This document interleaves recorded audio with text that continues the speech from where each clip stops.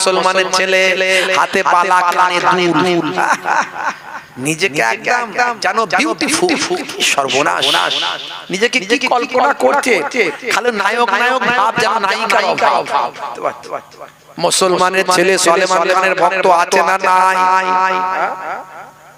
হাতে বালা পায়ে কালো কার বলছে দেখছিস আমার কতবার রাগ করবেন না বাবা মুসলমানের ছেলে যে বুক ফুলিয়ে বলে এই যে সামনে ভোট আসছে আপনাদের ভোট হয়ে গেছে নাকি হয়নি ভোট আসছে ভয়ঙ্কর ব্যাপার 35 কেজি ওজন মিছিলের আগে তিরিং করে লাফাচ্ছে বলছে দে ডান্ডা করে দেব ঠান্ডা দেখছি বাপের বেটা ক্ষমতাশালী হয়েছে বুঝতে পারতে 35 কেজি ওজন লাফাচ্ছে শুধু লাফাচ্ছে আরে তোর নেতা তোকে কত টাকা দেবে এত লাফাচ্ছিস কেন তুই যদি মারপিট করতে গিয়ে মরিস তো সন্তানটাকে কে দেখবে নেতা নেতানি একবার আসবে দুইবার আসবে তিনবার আর কেউ খবর নেবে না তোর বাপটা সন্তান হারা হয়ে যাবে তোর মাটা সন্তান হারা হয়ে যাবে তোর স্ত্রীটা বেওয়া হয়ে যাবে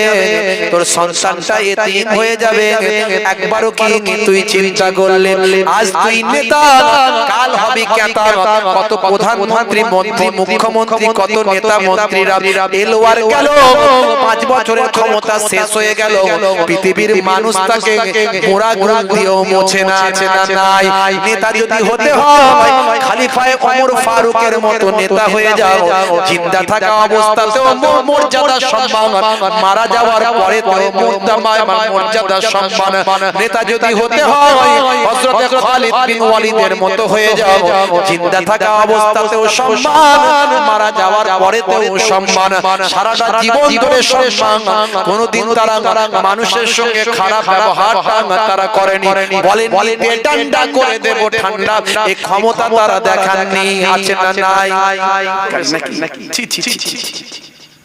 বন্ধুরা আমাদের সাবধান হতে হবে হে তরুণ যুবকরা হে আমার বন্ধুরা শুনে রেখে দিন বাবা জেনে রেখে দেন হে মুসলমান একটুখানি লক্ষ্য করুন বাবাজি আমার তাহলে আপনারা আমার ঈমানটাকে মজবুত করতে হবে ঈমানটাকে মজবুত করলে আপনার আমার আমলটা ঠিকঠাক হবে মারা যাওয়ার পরে আপনার রূহটাকে নিয়ে চলে যাওয়া হবে বদকারদের রূহটা কি করা হবে ভাই আমার বদকারদের রূহটা কি করা হবে শুনে রেখে দিন জেনে রেখে দেন আকাশে ফেরেশতা তুলে নেবে আকাশে তুলে নিয়ে আকাশ থেকে কাছাড় মেরে সাত সাবক জমিনের নিচে পৌঁছে দেবে সাত সাবক জমিনের নিচে চলে যাবে বাবা সাত সাবক জমিনের নিচেতেই হলো সিজ্জিনের মাকাম যে মাকামে গেলে রূহটা আযাবের মধ্যে থাকবে জাহান্নামের আযাবটা সেখানে অনুভব করবে অর্থাৎ রূহটা আযাবের মধ্যে নিমজ্জিত হয়ে যাবে সাত সাবক জমিনের নিচে ভাই আমার সেই পাপী মানুষদের রূহের জায়গা এখনো সময় আছে নামাজটা পড়তে হবে আজ থেকে তওবা করে ফিরে এসো গুনাহ তো আমরা সবাই করে ফেলি জেনে অজেনে কিন্তু গুনাহগারদের মধ্যে তারা ভালো ইয়া আইয়ুহাল্লাযিনা আমানু তুবু ইলাল্লাহি তাওবাতান নাসুহা যারা তওবা করে অন্তর থেকে আল্লাহ তাদের জীবনের গুনাহ maaf করে দেয় জোরে হবে না আর জোরে হবে না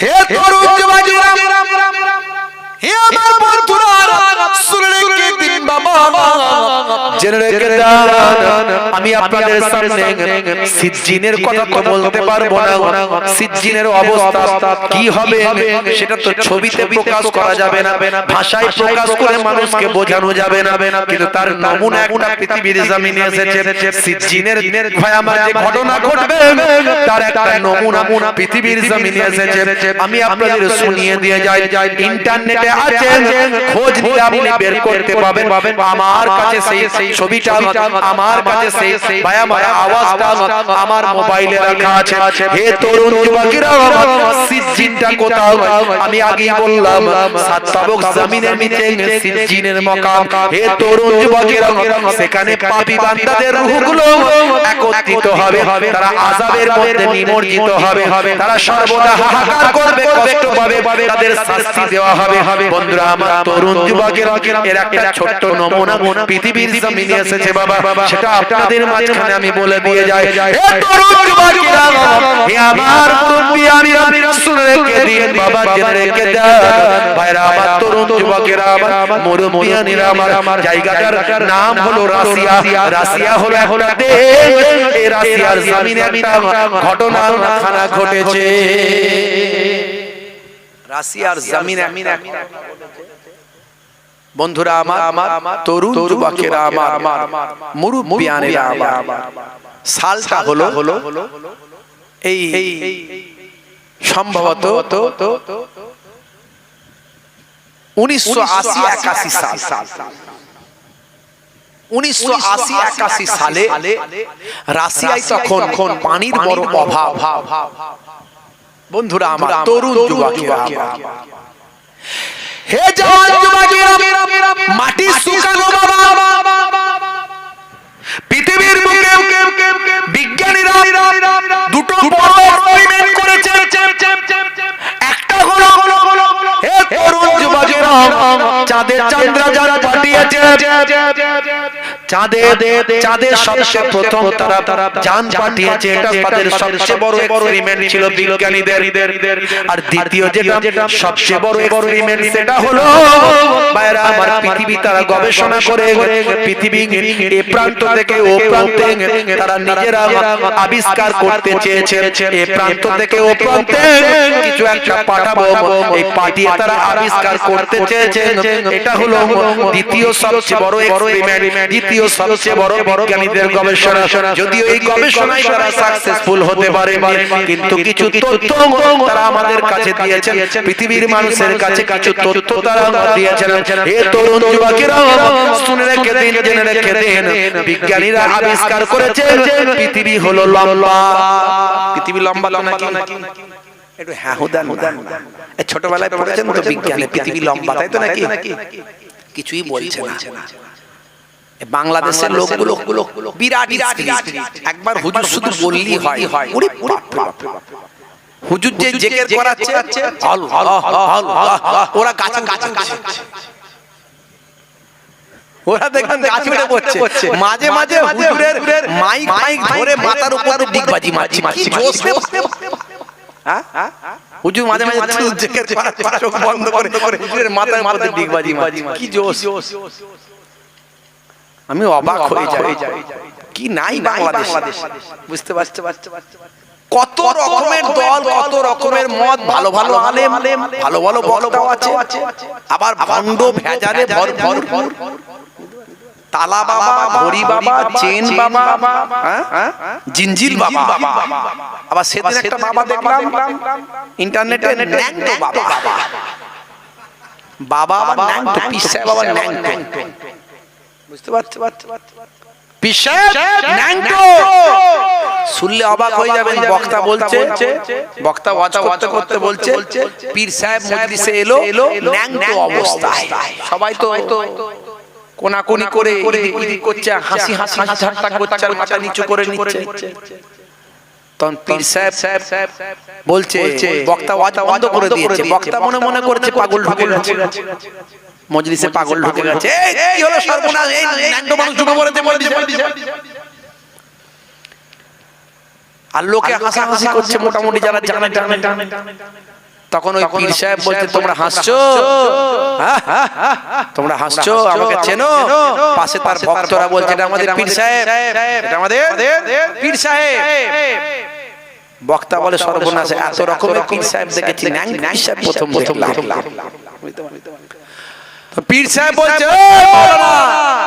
তুমি হাসছো তুমি বোঝো না এটা আমার আলিফ এটা কি আলিফ আমি এই জন্য হাসছো তো ছোটবেলায় বলেছেন না আলিফ বা তা সা আলিফ বে তে সে আলিফ খালি বায়ের পেটে বের পেটে এক নুক্তা তায়ের পেটে দু নুক্তা তের পেটে দু নুক্তা সের পেটে তিন নুক্তা পড়েছেন না বলছে এটা হলো আমার আলিফ।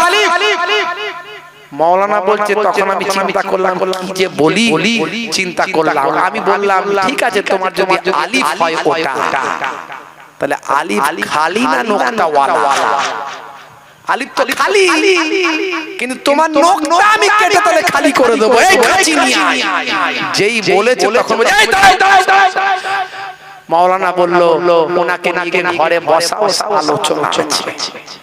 আলোচনা করে বোঝালো যে বাবু এইভাবে বিষয় বিক্রি হয় না পীর ওলি আউলিয়া আল্লাহর দেওয়া নিয়ামত বান্দা যখন আল্লাহর হয়ে যায় আল্লাহ তার হয়ে যান জেনে বলে সুবহানাল্লাহ মাল্লাহুল মাওলা ফালাহুল কুল বান্দা যখন আল্লাহর হয়ে যায় কুল মাখলুকাত তার গোলাম হয়ে যায় জোর করে কেউ হুজুর হতে পারে না জোর করে কেউ পীর হতে পারে না আল্লাহ কবুল করলে তবে হবে মানুষের মনে মহাব্বত দিলে তবে মানুষ আমাকে মহাব্বত করবে আমি জোর করে বলতে পারবো না এই আমি ছোট হুজুরের নাতি পিননগর হুজুরের পোতা আমাকে ভালোবাসো তোমরা খেয়ে দে কাজ নাই লোকে পালিয়ে যাবে মুখ ঘুরিয়ে কথা ঠিক না ভুল সেই ভালোবাসা অর্জন করতে গেলে তুমি আল্লাহর হয়ে যাও কুল মাখলুকাত তোমার হয়ে যাবে সেটা শুধু পীরের ঘরের নাতি পোতা নয় আপনি একটা সাধারণ দামিনী লোক হলো আপনার ঘরে সন্তানটাও একদিন পীর হতে পারে কথা ঠিক না ভুল একদিন ওলি হতে পারে কথা ঠিক না ভুল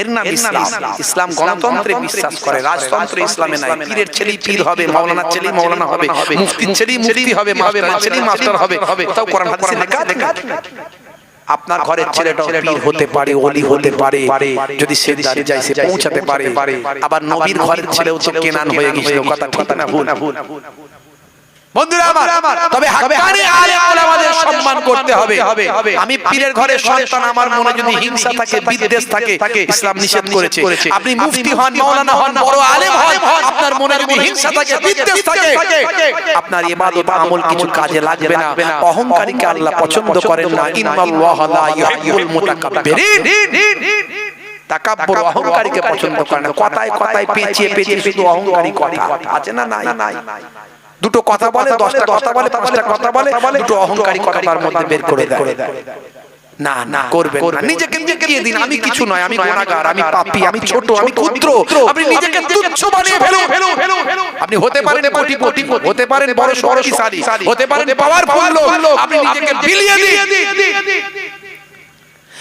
হে তরুণ যুবকেরা কবি ভাষায় বলেছেন কবিতার আকারে আমি আপনাকে ব্যাখ্যাটা দিয়ে এক বিন্দু পানি আকাশ থেকে পড়ছে কবি বলেন এটা কবিদের কল্পনা একটা উদাহরণ দিতে গিয়ে তারা বুঝিয়ে দিয়েছেন হে তরুণ যুবকেরা হে আমার বন্ধুরা শুনে রেখে দিন বাবা এক বিন্দু পানি আকাশ থেকে পড়ছে পানি যখন পড়ছে আল্লাহ তাআলা ফেলছেন পানিটা পড়ছে মহাসমুদ্রের মাঝখানে পানি তখন বলছে আল্লাহ গো আমি তো এক বিন্দু পানি তুমি আমাকে ফেলছো মহাসমুদ্রের মাঝখানে আমি এক বিন্দু পানি আমার কোনো মর্যাদা না আমি এক বিন্দু পানি আমার কোনো সম্মান নাই তুমি আমাকে ফেলছো মহাসমুদ্রের মাঝখানে আমার কোনো সম্মান নাই ইজ্জত নাই আল্লাহ বললেন হে এক বিন্দু পানি তুমি তোমার ইজ্জতকে ধূলিসাৎ করেছো তুমি নিজের আমিত্বকে মিটিয়ে দিয়েছো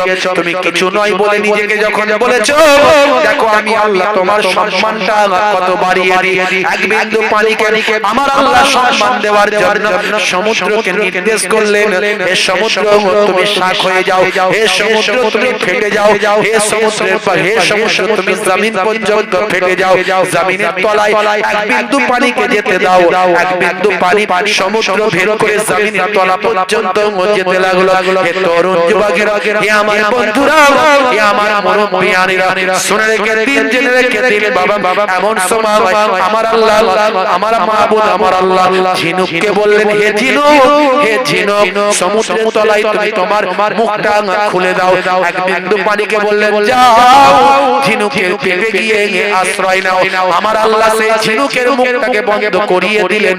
এক বিন্দু পানি থেকে আমার আল্লাহ মতি তৈরি করলেন। সেই মতিটা একদিন রাজার রাজমুকুটে স্থান পেল। কবি কবির ভাষায়, কবির কল্পনায় বোঝাতে চাইলেন তুমি তোমার আমিত্ব মিটিয়ে যাও, তুমি তোমার আমিত্ব মিটিয়ে দাও।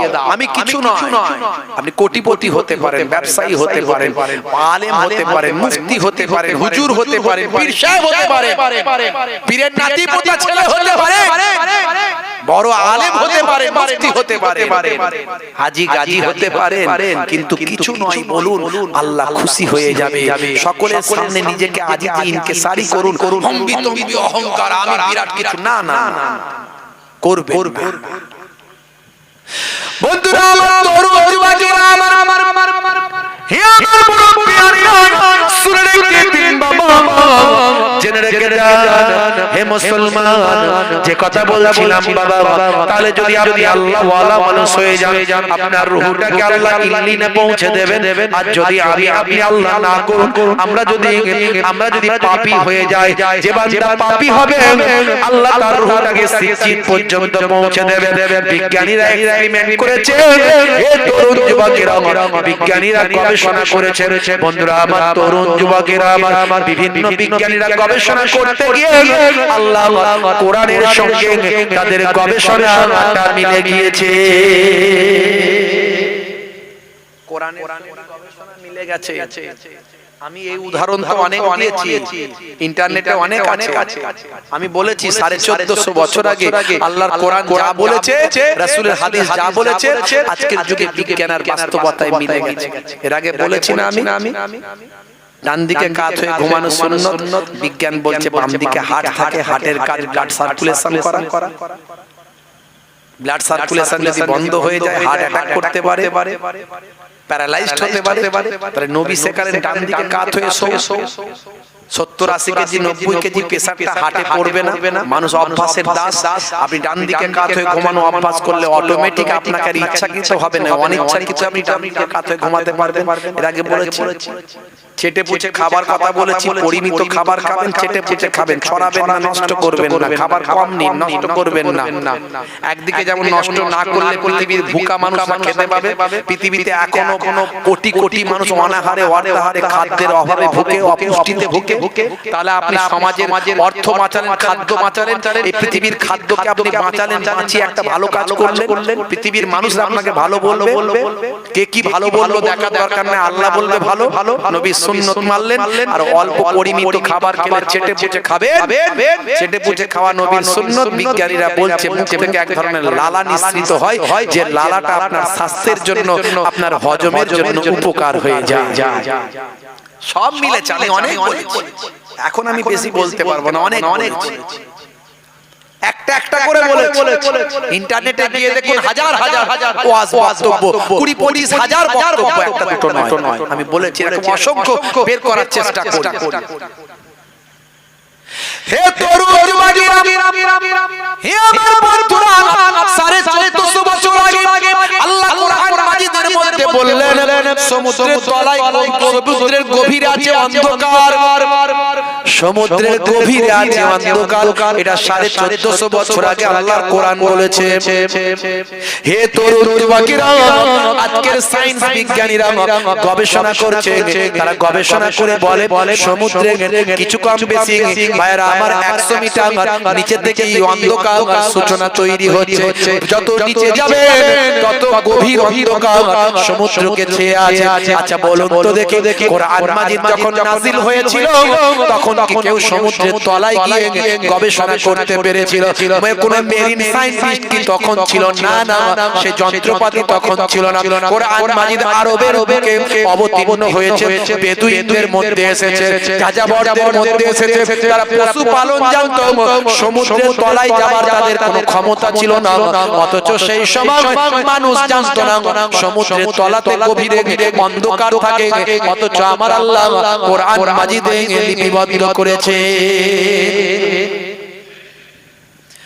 হে তরুণ যুবকেরা, ওয়াল জিবালা আওতাদা, আল্লাহ কোরআন মাজিদে বলেছে পাহাড়গুলোকে আমি পেরে দিয়েছি ওয়াল জিবালা আওতাদা পাহাড়গুলোকে আমি পেরেকের মতো ঘিরে দিয়েছি আজকের সায়েন্স গবেষণা করে বলছেন হে তরুণ যুবকেরা যে পাহাড়গুলো পৃথিবীর উপরে আমরা দেখতে পাই যতটা উঁচুতে দেখতে পাই তার 90 ভাগ জমিনের নিচেতে পাওয়া যাবে আমার আল্লাহ 1450 বছর আগে আল্লাহর কোরআনে যা বললেন আজকের বিজ্ঞানীদের গবেষণা মিলে গেল কত বলবো কত উদাহরণ ধরবো অনেক আছে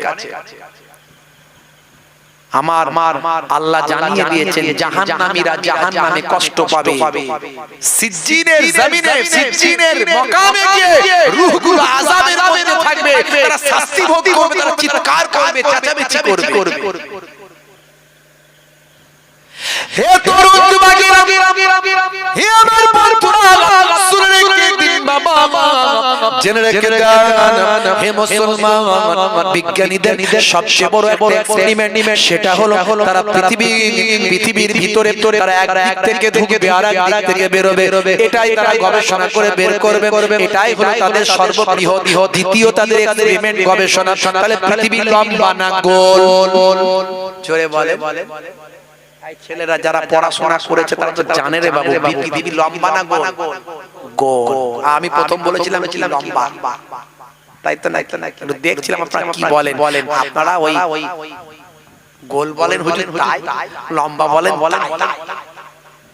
কথা ঠিক না যা হুজুর বলবে তাই হুজুরের দল হলে তো হবে না কথা ঠিক না ভুল হুজুরকে সম্মান দেবেন আলেমদের সম্মান করতে হবে আপনার ছেলে যদি আলেম হয় তাকেও সম্মান করতে হবে কারণ আল্লাযীনা উতুল ইলমা দারাজাত তোমাদের মধ্যে প্রকৃত আহলে ইলমরা হলো উচ্চ মর্যাদা উচ্চ সম্মানের অধিকারী কোন আলেমকে বেইজ্জত করবেন না অসম্মান করবেন না আলেম যদি অন্যায় করে আল্লাহর দরবারে জবাব দেবে আপনি আপনার ডিউটি করবেন মান যারা আলিমান ফাকান্নামা যারানি যে আলেম হাক্কানির জিয়ারত করলো মুলাকাত করলো দয়ার নবী বলেন সেদিন আমি রাসূলুল্লাহ সাল্লাল্লাহু আলাইহি ওয়াসাল্লাম আমার সঙ্গে জিয়ারত করলো মান সাফাহা আলিমান ফাকান্নামা সাফাহানি যে আলেম হাক্কানির সঙ্গে মুসাফা করলো সেজন্য আমি দয়ার নবীর সঙ্গে মুসাফা করলাম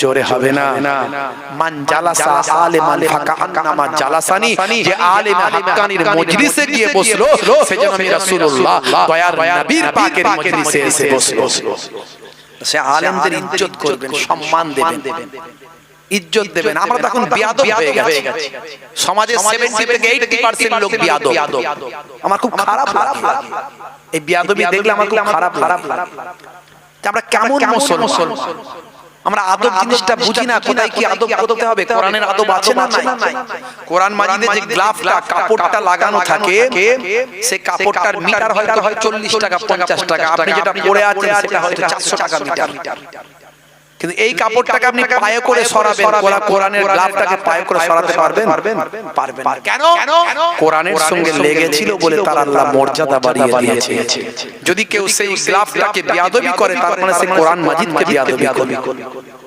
সে আদব জিনিস আমরা বুঝবো না আদব কাকে বলে সম্মান কাকে বলে বুঝবো না শিখতে হবে তো কে শেখাবে এই বক্তারা যদি নিজেদের মধ্যে গীবত শেখায় চগলখড়ি এই বক্তা ওই বক্তার বিরুদ্ধে ওই বক্তা ওই বক্তার বিরুদ্ধে আলেম বক্তারাই যদি নিজেদের মধ্যে আদব জিনিস না জানে তাহলে আদবটা শেখাবে কে এইজন্য আদবদার মানুষের ভক্ত হতে ছাত্র হতে হবে আদবদার আলেমের ছাত্র হতে হবে আর এই জন্যই আমরা বলি হাক্কানি পীর মুর্শিদের তুমি মুরিদ হও মুরিদ মানে কি ইরাদা করা তিনি যেটা ইরাদা করেন আমি সেটা ইরাদা করি তিনি যেটা নির্দেশ করেন আমি সেটা মেনে চলি এটাই বুঝতে পারছো বন্ধুরা আমার এইজন্য আদবদার আল্লাহর ওলি বান্দা বিশেষ করে যারা আল্লাহর ওলি তাদের সোহবতে থাকতে হবে এখন ইন্টারনেটের যুগ এখন সোশ্যাল মিডিয়ায় থাকবে ফোনেতে থাকবেন হুজুর এই ঘটনা কি করব যোগাযোগটা রাখবে না হলে ইবলিস শয়তান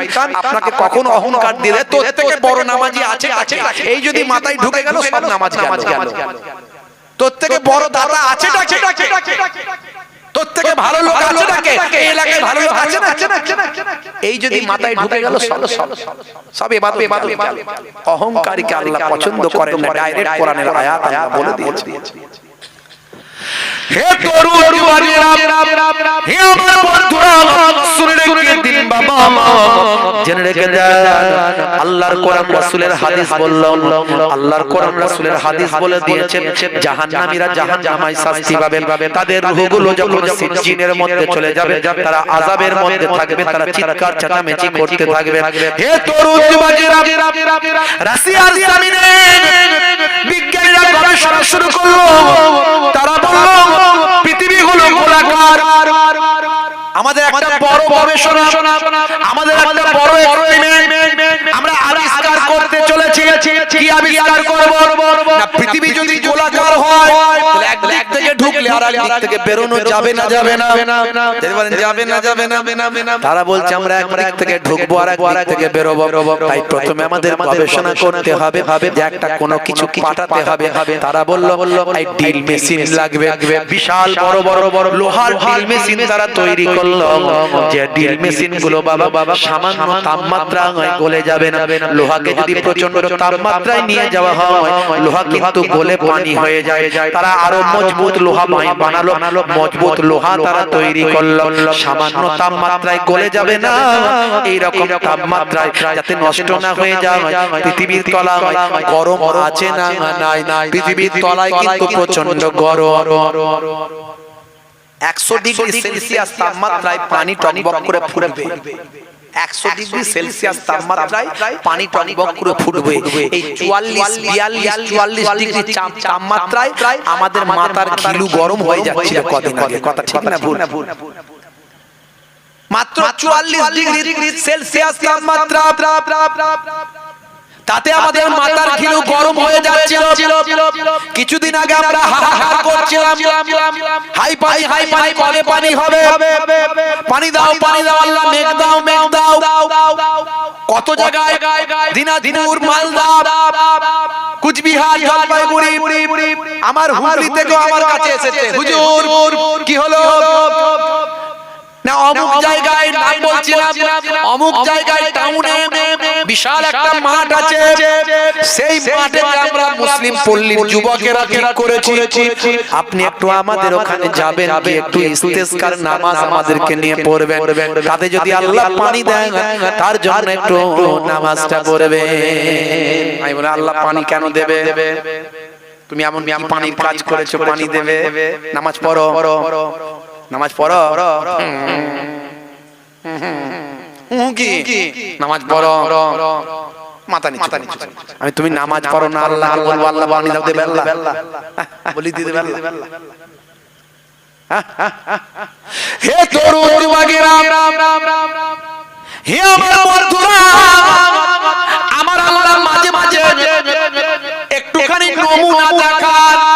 ওরে বান্দা বেশি বার পারিস না, ঢাকা ফেলে দেব, বেশি বার চাপা ফেলে দেব, আমার ক্ষমতার সঙ্গে তোরা পারবি না। দুবাই বললো আল্লাহ পানি দাও না, আমরা পানি আকাশ থেকে তৈরি করব। দুবাই কি বলেছিল? পানি দাও না তো আমরা আকাশ থেকে পানি তৈরি করব। কি করে? বলে আমাদের বিজ্ঞানের উন্নতিতে আমরা পানি তৈরি করে নেব। তারা কি করলো জানেন?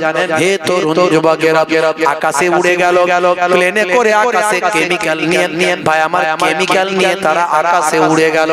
আকাশে উড়ে গিয়ে মেঘের উপরে প্লেন গুলোকে নিয়ে চলে গেল।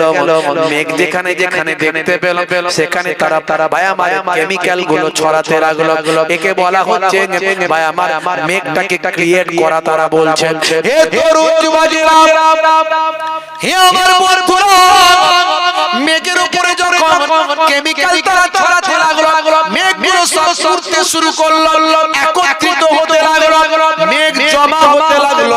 বাবা সেই মেঘের উপর তারা কেমিক্যাল দিতে লাগলো ওই মেঘ জমা হয়ে গিয়ে অটোমেটিক পানি হতে লাগলো আল্লাহ পানি না দিলেও দুবাইয়ের বিজ্ঞানীরা আকাশ থেকে পানি তৈরি করত এই রকম সিস্টেম বর্তমানে চায়নাতে আছে পানি না দিলেও তারা পানি নামাতে পারবে এই রকম সিস্টেম আমেরিকায় আছে পানি না দিলেও তারা নামাতে পারবে আল্লাহ বলল দাঁড়া তোদের এত মস্তানি আমি আর দেখব না অনেক দিন সহ্য করেছি আর করব না বন্ধুরা আমার তরুণ যুবকেরা আমার 75 বছর ধরে দুবাইয়ের জমিনে কোনোদিন এমন বন্যা হয়নি তাদের পানি তো তারা মেঘ থেকে পানি নিজেরা তৈরি করে আল্লাহ বলল এমন পানি দেব তোদের ব্রেন পর্যন্ত ভাসিয়ে দেব আমার আল্লাহ কোথা থেকে এত পানি দিলেন আকাশ ভেদ করে এত পানি কয়েকদিন হলো যে দুবাইয়ের যে প্লেনগুলো আকাশে উড়ে গিয়ে মেঘ থেকে পানি নামিয়ে আনতো সেই প্লেনগুলো পানিতে ভেসে যেতে লাগলো 8,500 কোটি টাকা পানির তলায় চলে গেল দুবাই হলো পৃথিবীর একটা উন্নত দেশ বুর্জ খলিফা আছে জানেন আপনারা বুর্জ খলিফা 850 মিটার লম্বা বন্ধুরা বিশাল সেই বুর্জ খলিফা প্রচুর টাকা খরচা করে বানিয়েছে নায়ক গায়করা নেতা মন্ত্রীরা সব দুবাইয়ে বেড়াতে যায় এমন কি নাই একটা মুসলিম দেশ অথচ সেখানে কুর্তি আমোদের কোনো কম নাই বুঝতে পারছেন মদ জুয়া তারি আপনার কি বলে জেনা ব্যভিচার নাইট ক্লাব সিবিচ এমন কিছু অন্যায় সেখানে হয়নি তা করে না অথচ সেই মুসলিম দেশ তাদের মধ্যে কত রেস্ট্রিকশন মেনে চলা উচিত ছিল ইসলামিক নিয়ম মেনে চলা উচিত ছিল আল্লাহ বললেন দাঁড়া অনেক সহ্য করেছি আর করব না 8,500 কোটি টাকা তাদের কদিনের মধ্যে লস হয়েছে 8,500 কোটি টাকা পানির তলায় 20 কোটি টাকার গাড়ি পানিতে ডুবে আছে মালিক গাড়ির ছাদে বসে বসে কলা খাচ্ছে ভিডিও ভাইরাল হয়েছে দেখেছেন তারপরে আল্লাহ বলল এখানেই শেষ নয় অনেক দিন আমার ক্ষমতা দেখতে দেখতে আরেকটু দেখাই আপনারা যে ব্রাজিল করেন ব্রাজিল আর্জেন্টিনা করেন সেই ব্রাজিলের খবর সেটাও পানির তলায় চলে গেছে ব্রাজিলে বহু মানুষ মারা গেছে পানির তলায় চলে গেছে আল্লাহ নারাজ হয়ে গেছেন কেউ মারা গেলে কখনো আমরা খুশি নয় আমরা দুঃখিত ইসলাম দুঃখিত কোন মানুষের মৃত্যু কখনো ইসলাম কামনা করে না কিন্তু মানুষ যখন অপরাধে অন্যায় লিপ্ত হয় আল্লাহর পক্ষ থেকে গজব আসে হে তরুণ যুবকেরা হে আমার মুরব্বিয়ানিরা আমেরিকা হলো বিশ্বের দাদা আল্লাহ বললেন তোর দাদাগিরিও ছুটিয়ে দেব দাঁড়া হে তরুণ যুবকেরা খবর নিন দুই একদিন আগের কথা বলছি আমেরিকার জমিনে আমার আল্লাহ এমন ঘূর্ণিঝড় দিয়েছে আমেরিকাকে সাদা বানিয়ে দিয়েছে তছনছ করে দিয়েছে ধ্বংস করে দিয়েছে হে তরুণ যুবকেরা আমেরিকা বিশ্বের দাদার গায়েতে দাদাগিরিকে আমার আল্লাহ ছুটিয়ে দিয়েছে এরপরে আল্লাহ কোন দেশকে ধরবেন আল্লাহ জানেন কিন্তু আমার মনে হয় খুব তাড়াতাড়ি সৌদি বিপদে আছে সৌদির লাইন খুব তাড়াতাড়ি আছে নবীর দেশ আল্লাহ হেফাজত করছে নবীর দেশ বলে কাবার দেশ কিন্তু এমন অন্যায় শুরু করেছে সৌদির বাদশা যে হয়েছে ওই যে প্রিন্স মোহাম্মদ বিন সালমান কি নাম জানো বিন সালমান মোহাম্মদ বিন সালমান ভাই আমার নাইট ক্লাব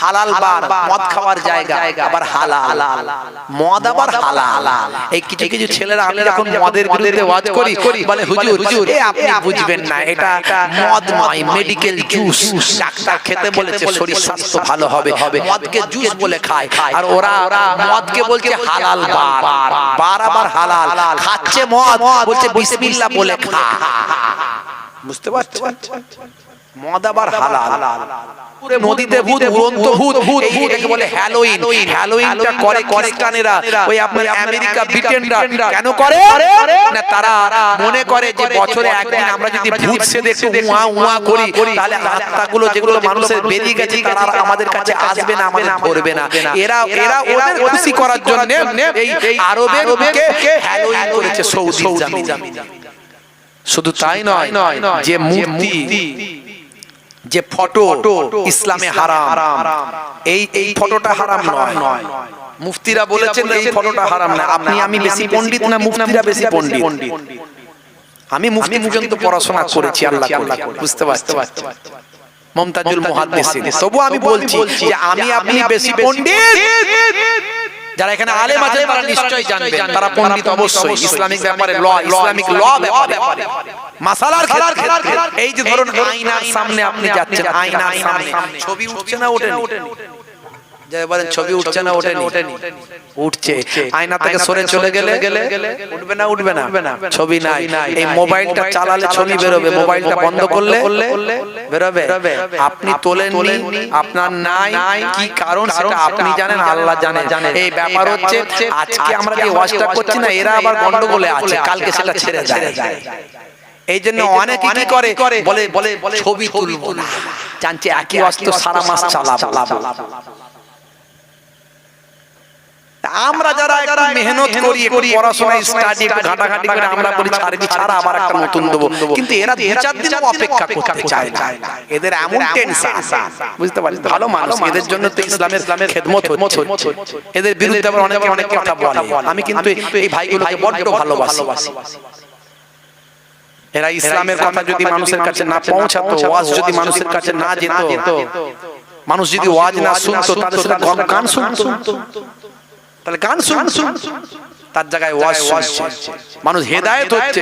কত মানুষ আমাকে বলে, হুজুর আপনাকে কোনোদিন দেখিনি, কিন্তু আপনার ওয়াজ শুনি, আপনার ওয়াজ শুনে আমি নামাজি হয়েছি, আপনার ওয়াজ শুনে মুখে দাঁড়িয়ে আছে, আমার মনটা খুশি হয়ে যায় সত্যি। তাহলে ওয়াজ করা আমার ওয়াজ করা সার্থক।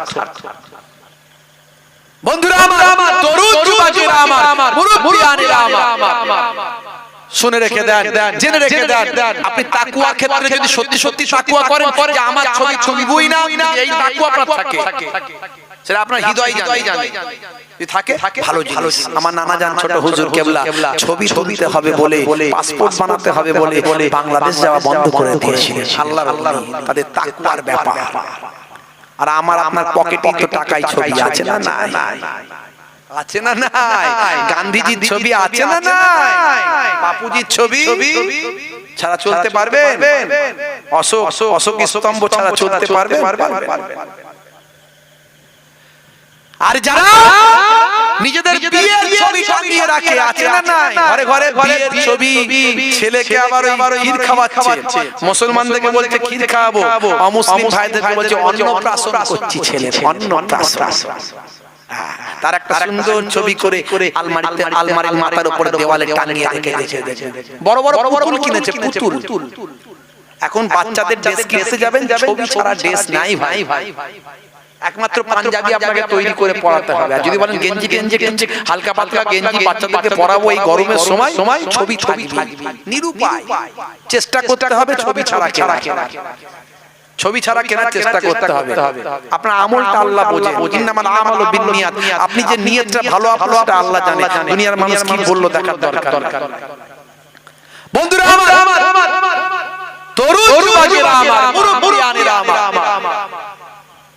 তাহলে ছবি ইসলামে হারাম, মূর্তি স্ট্যাচু ইসলামে হারাম। লা তাদখুলুল মালায়েকাতু বাইতান ফীহি কালবুন আও তাসাবিত।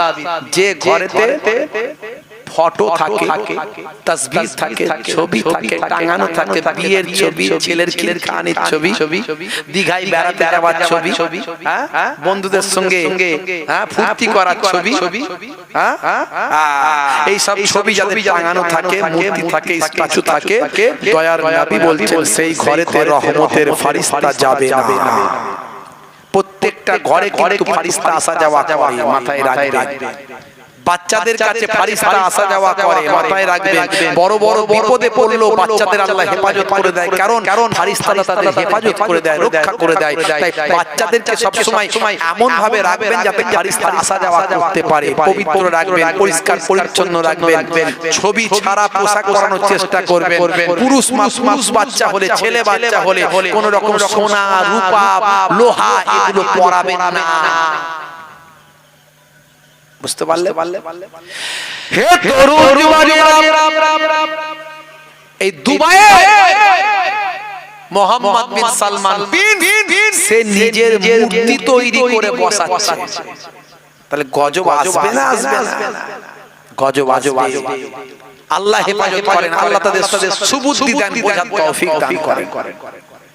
বন্ধুরা আমার, তরুণ যুবকেরা আমার, হে আমার মুরব্বিয়ানিরা, শুনে রেখে দিন বাবা, এই যে এত বন্যা হলো, এত ভাই আমার বিপদ হলো, এত তাপমাত্রা বেড়ে গেল, ভালো মানুষ কি নাই? আছে না নাই? ভালো মানুষও কষ্ট পায়। আল্লাহ যখন নারাজ হয়, গজব দেয়, তখন ভালো মানুষও কষ্ট পায়, শাস্তি পায়, আর খারাপ মানুষও শাস্তি পায়। কথা ঠিক না ভুল? ভালো মানুষও কষ্ট পায়। দুবাইয়ে বন্যা হলো, সব মানুষ কি খারাপ? খারাপ। ব্রাজিলে বন্যা হলো, আমেরিকায় ঝড় হলো, ভাই আমার এই যে ঘূর্ণি ঝড় হলো, সব মানুষের তো কষ্ট তো সবাই হয়েছে। তাহলে সব মানুষ কি কষ্ট খারাপ? খারাপ নয় নিশ্চয়। এই যে প্রচন্ড 44 ডিগ্রি সেলসিয়াস তাপমাত্রা, গরম আপনাকেও লেগেছে, আমাকেও লেগেছে। আবার যে মদ খায়, তারি খায়, জুয়া খেলে, তাকেও লেগেছে। আমি কাউকে খারাপ বলছি না, কে ভালো কে খারাপ আল্লাহই জানে। আমি নামাজ পড়ি মানে আমি ভালো মানুষ, এটা আপনি বলবেন না। আপনি শুধু আল্লাহর হুকুমটা পালন করছেন, এটাই মনে করুন। আপনি নামাজ পড়ে আপনার নামাজ কবুল হচ্ছে কিনা জানেন আপনি? আর সে যে মদ খেয়েছে, সারা জীবন যে মদ খেয়েই মরবে তার গ্যারান্টি আছে? দেখা গেল শেষে সে আল্লাহর ওলি বিশার হাফির মতো কবুল করে নিয়েছে আল্লাহ। এমন আল্লাহওয়ালা হলো, আমার থেকে মর্যাদা তার বেড়ে গেল। কথা ঠিক না ভুল? তাই আপনি বলবেন না আমি বিরাট বড় আল্লাহওয়ালা হয়ে গেছে, সে খারাপ, এটা বলবেন? সে যে খারাপ কাজটা করছে তাকে ফিরিয়ে আনার চেষ্টা করুন। আর আপনি যে ভালো কাজটা করছেন সেটা আল্লাহর হুকুম বলে করছেন, ধরে রাখার চেষ্টা করুন।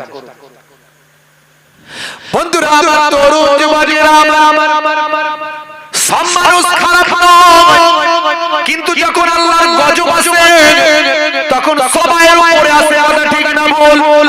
হযরতে মুসা কালিমুল্লাহ আমার আল্লাহকে বললেন, আল্লাহ আয় আমার মাবুদ আল্লাহ, তুমি আমাকে জানিয়ে দাও, তুমি আমাকে বলো, যখন তুমি বিপদ দাও, যখন তুমি গজব দাও, যখন তুমি শাস্তি দাও, শাস্তি কিন্তু সবাই ভোগ করে, ভালো মানুষও ভোগ করে, খারাপ মানুষও ভোগ করে।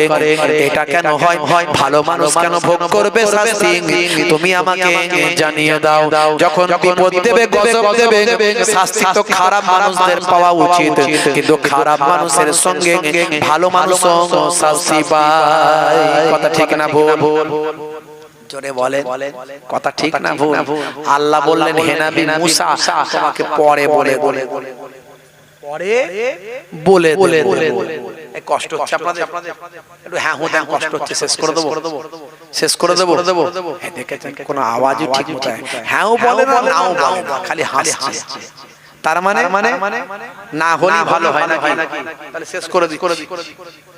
কি জি শেষ করে দেবো তো নাকি? ওরে বাবা, না না, ওরে 1.5 ঘন্টা তাহলে কেন মুসা কালিমুল্লাহকে আল্লাহ কি বলেছিলেন সেটা বাদ। ভালো মানুষের সঙ্গে খারাপ মানুষ কেন শাস্তিতে পড়ে, বিপদে পড়ে, আল্লাহ কি উত্তর দিয়েছিলেন এটা পরে কোনদিন ইন্টারনেটে গেলে শুনে নেবেন। আজ আমি বলছিলাম, আমি যেটা বলছিলাম সেটা হলো সিজ্জিনের কথা। সিজ্জিনে কি হয় বাবা? হে তরুণ যুবকেরা, হে আমার মুরব্বিয়ানেরা, শুনে রেখে দিন বাবা, জেনে রেখে দিন বাবা। হে মুসলমান, একটু লক্ষ্য করুন। তার নমুনার কথা বলছিলাম। রাশিয়ার জমিনে বিজ্ঞানীরা গবেষণা করার জন্য বিশাল লোহার মিল মেশিন তৈরি করলো। তারা জানে পৃথিবীর মাটির নিচেতে তাপমাত্রা বেড়ে যাবে। এই সামান্য তাপমাত্রায় মানুষের মাথার খিলু গলতে শুরু করে দেয়। মানুষের মাথার খিলু আমার গরম হয়ে যায়। 44 ডিগ্রি, 45 ডিগ্রি, 50 ডিগ্রি তাপমাত্রায় মানুষ বাইরে আর বেরোতে পারে না। হে তরুণ যুবকেরা, কিন্তু জমিনের নিচের তাপমাত্রা অনেক 100 ডিগ্রি সেলসিয়াস তাপমাত্রায় পানি টকবক করে ফুটতে থাকে। জমিনের যত তলায় যাবে তার তাপমাত্রা বেড়ে যাবে। বিজ্ঞানীরা উপর থেকে গবেষণা করে চিন্তা করলো, জমিনের যতই তলায় যায় না কেন 200 ডিগ্রি সেলসিয়াস তাপমাত্রার উপরে আর হতে পারে না। তাই তারা মজবুত ড্রিল মেশিন, লোহার বিশাল বিশাল ড্রিল মেশিন নিয়ে রাশিয়ায় চলে গেল। রাশিয়ার সেই প্রত্যন্ত শুকনো মাটির উপর তারা ড্রিল মেশিন শুরু করলো। বলে আমরা পৃথিবীর এই প্রান্ত থেকে ও প্রান্তে যাওয়ার রাস্তা তৈরি করব। একদিন আমরা এদিক থেকে ঢুকবো, দিক থেকে বেরোবো। যদি হতো কেমন হতো বলুন? আমরা এখান থেকে একবারে মেট্রো ট্রেন চেপে পড়তাম, এই মাথা থেকে ঢুকতাম, ও মাথায় গিয়ে বেরিয়ে পড়তাম। কথা ঠিক না ভুল? কিন্তু আল্লাহ বলছেন বেশি মস্তানি করবি না। দুবাই খুব মস্তানি শুরু করেছিল, আকাশ থেকে পানি নিজেরাই নামিয়ে নিচ্ছিল। আল্লাহ বলল দাঁড়া, এমন পানি দেব সব ফিনিশ করে দেবো, দিয়ে দিল। তাহলে বেশি মস্তানি আল্লাহ সহ্য করবে না।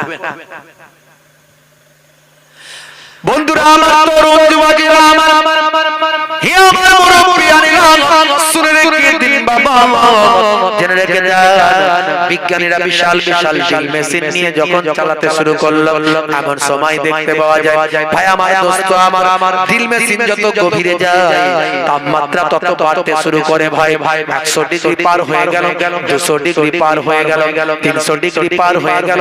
হে তরুণ যুবকেরা, বিজ্ঞানীদের ধারণা চেঞ্জ হয়ে গেল। যত গভীরে যাচ্ছে তাপমাত্রা তার বেড়ে যাচ্ছে। তারা ভেবেছিল 200 ডিগ্রি সেলসিয়াসের উপর তাপমাত্রা হবে না, কিন্তু এইভাবে তাপমাত্রা বাড়তে বাড়তে বাড়তে বাড়তে যখন 8.5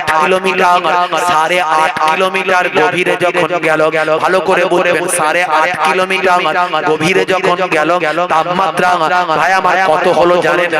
800 ডিগ্রি সেলসিয়াস তাপমাত্রা হয়ে গেল। 800 ডিগ্রি। এতক্ষণ পর্যন্ত তাদের ড্রিল মেশিন তবুও চলছিল। যখন এই 850 ডিগ্রি সেলসিয়াস তাপমাত্রায় যখন পৌঁছে গেল, ড্রিল মেশিন লোহা গলে পানি হয়ে গেল। আর এই ড্রিল মেশিনের গোড়াতে তারা দিয়েছিল ক্যামেরা টুক করে বাস্ট হয়ে গেল। হে তরুণ যুবকেরা, ড্রিল মেশিনের গোড়াতে তারা দিয়েছিল ভাই আমার মাইক্রোফোন। পৃথিবীর মাটির তলায় কোথায় কি আওয়াজ তারা পৃথিবীর জমিনে শুনবে, এর জন্য তারা ভাই আমার উচ্চ পাওয়ারফুল, তারা হাই কোয়ালিটি তারা মাইক্রোফোন তারা ভাই আমার সেট করে দিয়েছিল। এই মাইক্রোফোনটা 8 কিলোমিটার 8.5 কিলোমিটার যাওয়ার পরে মাইক্রোফোনটা বাস্ট হয়ে গিয়েছিল। কিন্তু মাইক্রোফোনটা বাস্ট হওয়ার আগে একটা সাউন্ড, একটা ভলিউম, একটা আওয়াজ, একটা শব্দ বিজ্ঞানীদের কাছে পাঠিয়ে দিয়েছিল। যেটা আওয়াজটা পাঠিয়েছিল বাবা, সেই আওয়াজটা ইন্টারনেটে আছে, আওয়াজটা ইন্টারনেটে ভাইরাল হয়েছে। হে তরুণ যুবকেরা, এই আওয়াজটা আমি শুনেছি। আপনাদের মাঝখানে কেউ শুনেছেন কিনা একটু হাত তুলে দেখান তো দেখি। কেউ শুনেছেন? একজন শুনেছে, আমার ওই ভাইটা খোঁজ খবর রাখছে। যারা শোনেন, যারা শোনার চেষ্টা করবেন, ইন্টারনেটে আছে। হে তরুণ যুবকেরা আমার, হে আমার বন্ধুরা, শুনে রেখে দিন বাবা, সেই আওয়াজটা আমি শুনলাম। আওয়াজটা শুনে আমার যা মনে হলো, ভাইরা আমার, তরুণ যুবকেরা, সিজ্জিনের জমিনে সিজ্জিনের যে আযাবটা, শাস্তির কথা সেখানে যা বলা হয়েছে, পুরুষ আর নারীরা সেখানে হাহাকার করবে, কষ্ট পাবে, চিৎকার করবে, শাস্তি ভোগ করবে। তাদের আওয়াজটা, তাদের আওয়াজে, চিৎকারে হইচইয়ের পরিবেশ তৈরি হবে। যে আওয়াজটা পৃথিবীর জমিনের মানুষের কাছে এসেছে, যদি প্রথম মানুষ শুনে মনে হবে এটা জাহান্নামীদের আযাব। হে তরুণ যুবকেরা, মনে হবে সাত তবক জমিনের নিচে সিজ্জিন আছে, সিজ্জিনের মকাম আছে। এটা নিশ্চয় সেই সিজ্জিনের মকামের আওয়াজটা এখানে ভেসে এসেছে। আমি সেটা বলবো না যে জাহান্নামের সেই আযাবটা, সিজ্জিনের সেই আযাবটা আমরা পেয়েছি, এটা বলবো না। কিন্তু যে আওয়াজটা আমরা শুনতে পেয়েছি, মনে হবে যেন মনে হয় সিজ্জিনে যে আওয়াজটা হবে, সেই আওয়াজটা নমুনা একটা আমরা পেয়েছি। হে তরুণ যুবকেরা, অর্থাৎ 1450 বছর আগে আল্লাহর কোরআন যেটা বলেছে, জাহান্নামীদের আওয়াজটা কেমন হবে, তারা কেমন হাহাকার করবে, তার একটা নমুনা বিজ্ঞানীরা সামান্য একটা নমুনা পৃথিবীর মানুষের কাছে পৌঁছে দিয়েছে। আমি এত কিছু উদাহরণ দিয়ে এটাই বোঝাতে চাইলাম এতক্ষণ থেকে। আমি ডাইরেক্ট বলতাম নামাজ পড়ুন, রোজা রাখুন, হজ করুন, যাকাত দিন। মিথ্যা কথা বলবেন না, চিটিংবাজি করবেন না, ধাপ্পাবাজি করবেন না, ভালো মানুষ হন। আমি কিন্তু অনেক ভঙ্গিমা দিয়ে, অনেক কিছু বুঝিয়ে, অনেক ভাবে ঘুরিয়ে পেঁচিয়ে, তথ্য দিয়ে, যুক্তি দিয়ে, কোরআনের আয়াত দিয়ে, রাসূলের হাদিস দিয়ে, বিজ্ঞানকে সামনে রেখে বোঝানোর চেষ্টা করলাম, যাতে করে আপনার মনে দৃঢ়তার সঙ্গে বিশ্বাস হয় যে হ্যাঁ, আল্লাহ আছে, নবী আছেন, কোরআন সত্য, রাসূলের হাদিস সত্য, জান্নাত আছে, জাহান্নাম আছে, ইল্লিনে যেতে হবে কিংবা সিজ্জিনে যেতে হবে, অপরাধ করলে শাস্তি পেতে হবে, এই সব কিছু যদি বিশ্বাস করে, তাহলে আজ থেকে আপনি আল্লাহ ওয়ালা হয়ে যান। যেভাবে চললে আল্লাহ খুশি হবেন, নবী খুশি হবেন, সেভাবে চলুন। সর্বোপরি দুটো কাজ করুন, আজ থেকে দুটো কাজের মনস্থ করুন, তওবা করে ইস্তেগফার করে ফিরে আসুন। আমার আল্লাহ বলছেন, ইয়া আইয়ুহাল্লাযীনা আমানু তুবু ইলাল্লাহি তাওবাতান নাসুহা, হে বিশ্বাসী বান্দারা, তোরা তওবা কর, আমি আল্লাহ তোদের তওবাকে কবুল করে নেব। আজ থেকে তওবা করে দুটো কাজ করুন। একটা হলো নামাজ, সবচেয়ে বড় ইবাদত। যারা নামাজ পড়েন না, আজ থেকে প্রতিজ্ঞা করুন নামাজ পড়বেন। কতদিন বেঁচে আছেন গ্যারান্টি নাই। বাল তুসিরুনাল হায়াতাদ দুনিয়া ওয়াল আখিরাতু খায়রু ওয়া আবকা। আল্লাহ বলেন দুনিয়াটা হলো ক্ষণস্থায়ী, পরকালটা চিরস্থায়ী। অল্প দিনের জিন্দেগি। কিতাবের মধ্যে দেখা যায় কিয়ামতের একটা দিন হবে 50,000 বছর। আমাদের এই দিনকে হিসাব করলে সেদিনের একটা দিন 50,000 বছর, 50,000 বছর। সেই তুলনায় আপনি 50 বছর বাঁচছেন, 60 বছর বাঁচছেন। তার মানে সেই তুলনায় অনুপাত করলে কয়েক মিনিট বা কয়েক সেকেন্ড পৃথিবীতে আছে। এই কয়েক মিনিট কয়েক সেকেন্ডেতে আপনি আমি এটা আমার, ওটা আমার, জায়গা আমার, জমি আমার, গাড়ি আমার, বাড়ি আমার, আমার এই সব করতে করতে দিন শেষ।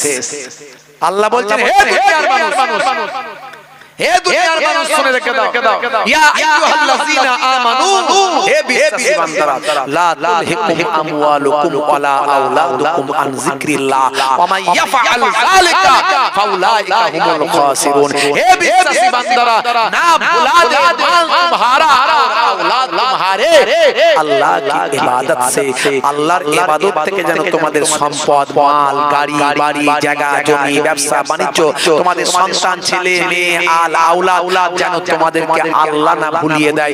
যদি ভুলে যাও, নামাজ যদি ভুলে যাও, রাসূলের সুন্নাত যদি ভুলে যাও, দুনিয়াদারি করতে গিয়ে, তাহলে মনে রাখবে তোমরা ক্ষতিগ্রস্ত হবে, ধ্বংসপ্রাপ্ত হবে। আল্লাহ বলে দিয়েছেন, আজ থেকে নামাজটা পড়ুন, 5 ওয়াক্ত নামাজ ছাড়বেন না।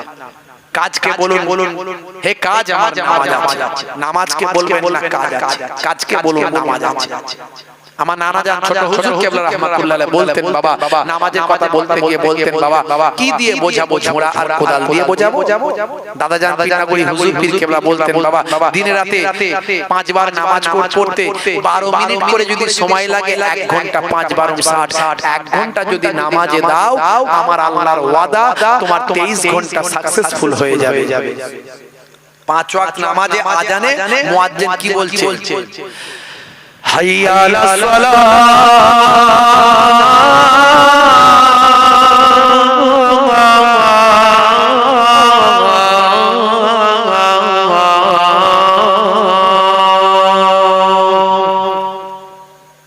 মুয়াজ্জিন বলছে হাইয়া আলাস সালাহ, এসো নামাজের দিকে এসো। যদি আসো তাহলে কি হবে? কি হবে? কামিয়াবি পাবে। কি কামিয়াবি? আবার মুয়াজ্জিন বলেন যদি নামাজে আসো কি হবে? হাইয়া আলাল ফালাহ,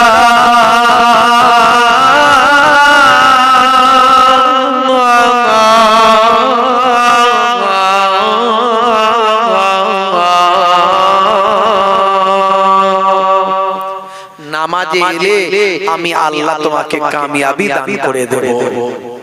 23 ঘন্টা তোমার কামিয়াবি হয়ে যাবে 1 ঘন্টা নামাজে দিলে।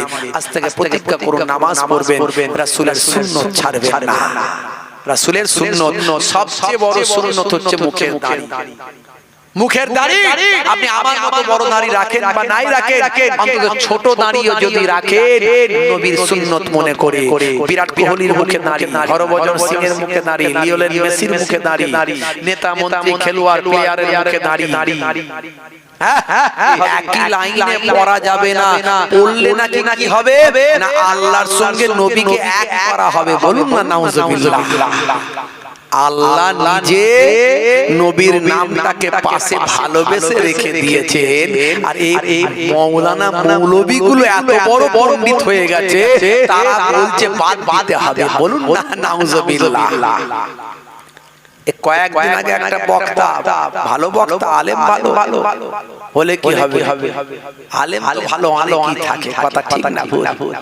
আলেম ভালো হলে হবে না। এই জন্য আমি সব জায়গায় বলি মহাব্বত ওয়ালা আলেম হতে হবে। এজিদ বাহিনীতে হাজার হাজার হাফেজ ছিল, হাজার হাজার মাওলানা মুফতি ছিল, তারপরেও তারা এজিদ বাহিনীতে থেকে নামাজ পড়েছিল, আযান দিয়েছিল। আবার রাসূলের কলিজার টুকরা আহলে বায়াত ইমাম হুসাইনকে তারা শহীদ করেছিল, দাঁড়ি রেখে টুপি মাথায় দিয়ে নামাজ পড়ে শহীদ করেছিল। জান্নাত পাবে, যেমন জান্নাত পাবে, নবীর শাফাত পাবে। রাসূলের কলিজার টুকরা নাতিকে তুমি শহীদ করবে, আর রাসূলের শাফাত পাবে। কোরআন ভুল বুঝেছো, কোরআনের ব্যাখ্যা ভুল বুঝেছো, অত সহজ নয়। মহাব্বত ওয়ালা হতে হবে। আপনার যে ইবাদতটা করবেন, সেই ইবাদতে মহাব্বত না থাকলে ওই ইবাদতের কোনো মূল্য নাই। নামাজ পড়ছেন, নামাজের মহাব্বত নাই। রোজা রাখছেন, রোজার মহাব্বত নাই। নবী করছেন, নবীর প্রতি মহাব্বত নাই, ভালোবাসা নাই। আল্লাহ আল্লাহ করছেন, আল্লাহর প্রতি মহাব্বত নাই, ভালোবাসা নাই। ওলি করছেন, ওলির প্রতি মহাব্বত নাই, ভালোবাসা নাই। আলেম করছেন, আলেমের প্রতি মহাব্বত নাই, ভালোবাসা নাই। কোরআন করছেন, কোরআন মাজিদের প্রতি মহাব্বত নাই, ভালোবাসা নাই। ওই ইবাদত কোনো কাজে লাগে না। বক্তা ভালো আলেম, কিন্তু হলে কি হবে? ওই যে মহাব্বত না থাকলে যা হবে। মাওলানা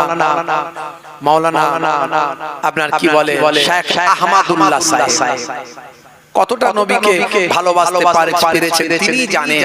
আমরা তার কথা শুনে যতটুকু বুঝতে পারি, আমি তার বিরোধিতা করছি না।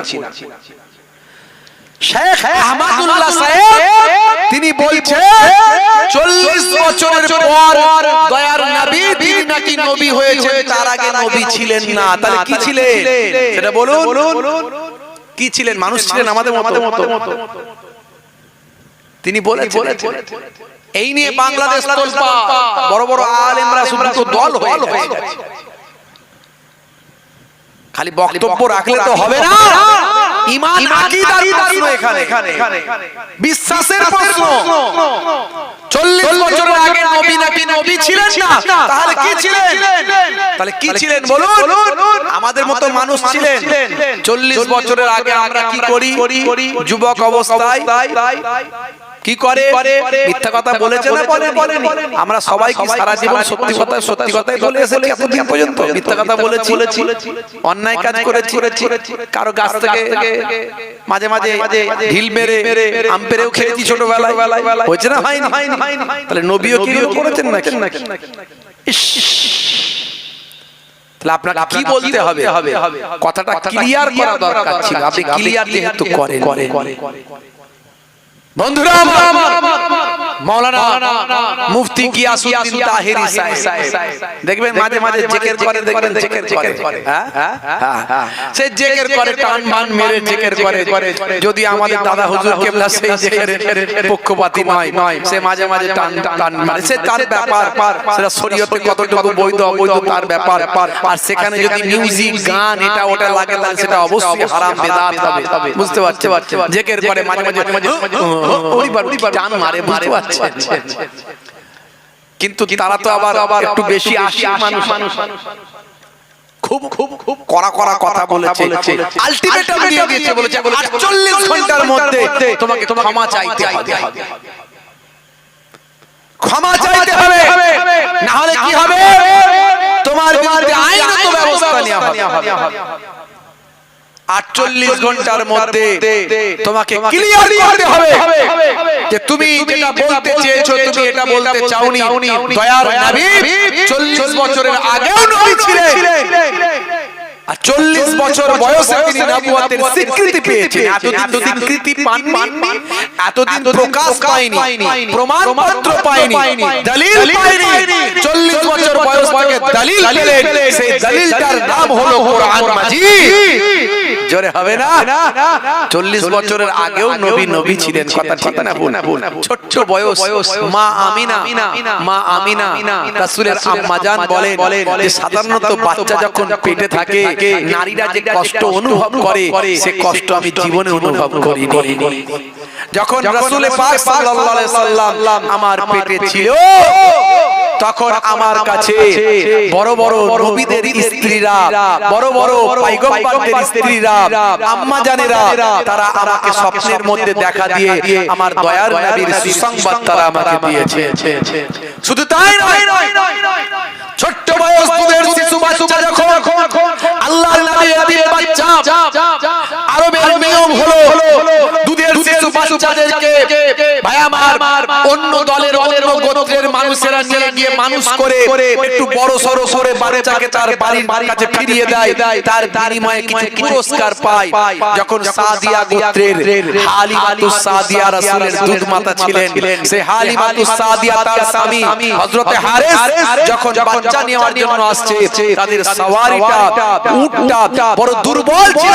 সবাই শেষে এসে কোন বড় লোকের ঘরের সন্তানকে না পেয়ে গরিবের বাচ্চা, এতিম বাচ্চা আমাদের দয়ার নবীকে পেয়ে যখন সেই উটেতে তুলেছিল, উট আর দুর্বল ছিল না, এসেছিল সবাই আর শেষে আর রাসূলকে পাওয়ার পরে মা হালিমাতুস সাদিয়া হযরতে হারিস বলেন আমার উটটা এত মজবুত তরতাজা হয়ে গেল যে সবাই উটকে পার করে দিয়ে সাত করতে সকলের আগে গিয়ে পৌঁছে গেল।